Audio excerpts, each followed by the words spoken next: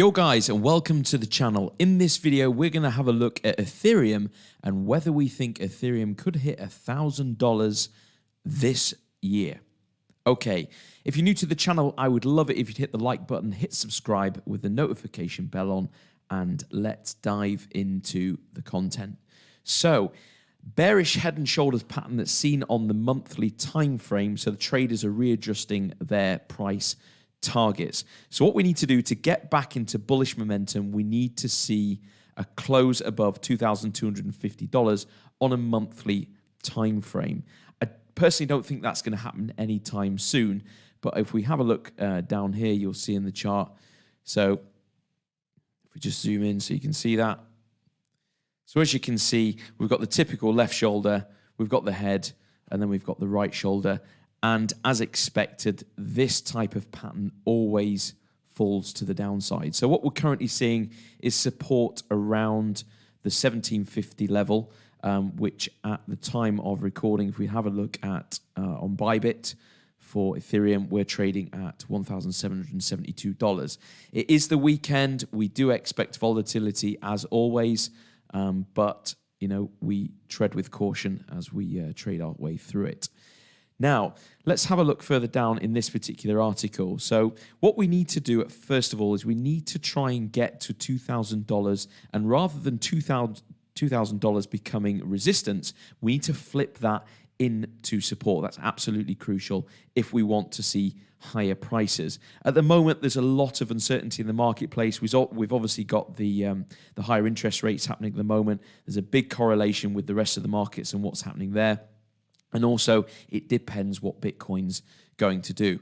What I personally liked was a particular chart here that I found that had been put together. So this is pretty much what is expected to happen over the next 12 months. And if you watch a lot of the technical analysis guys, which I'm not one of those, they are pretty much singing the same tune when it comes to what's going to happen over the next 12 months. So as you can see, we're currently in a bit of a downtrend.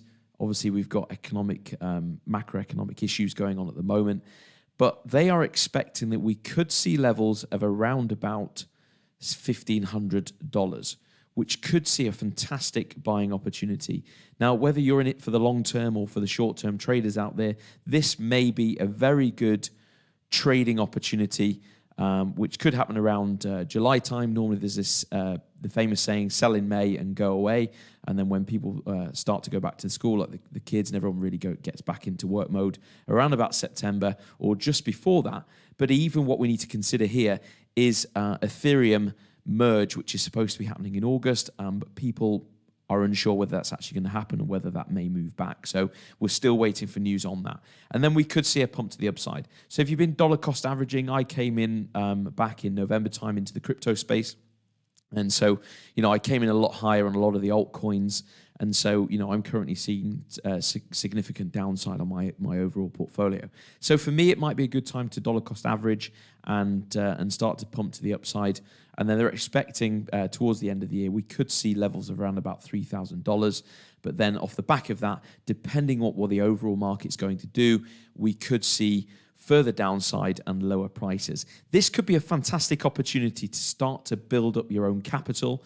And then when we start to see these lower prices, it could be a good time to buy. But I think the dollar cost average, I think, is a good way. You know, whether you look at it as a good way or whether you're seeing it as, you know, good money chasing bad money, it depends on your own trading strategy. But, you know, could we see, as it says in this article, $1,000 by Q1 of 2023? I think it's quite possible.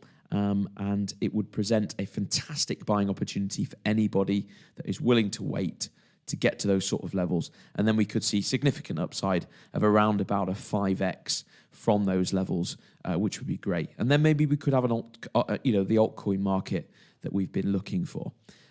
So if we have a look at the crypto bubbles, I know it's the weekend. I've said that it's very volatile. And as you can see, there's a lot of red around the current markets.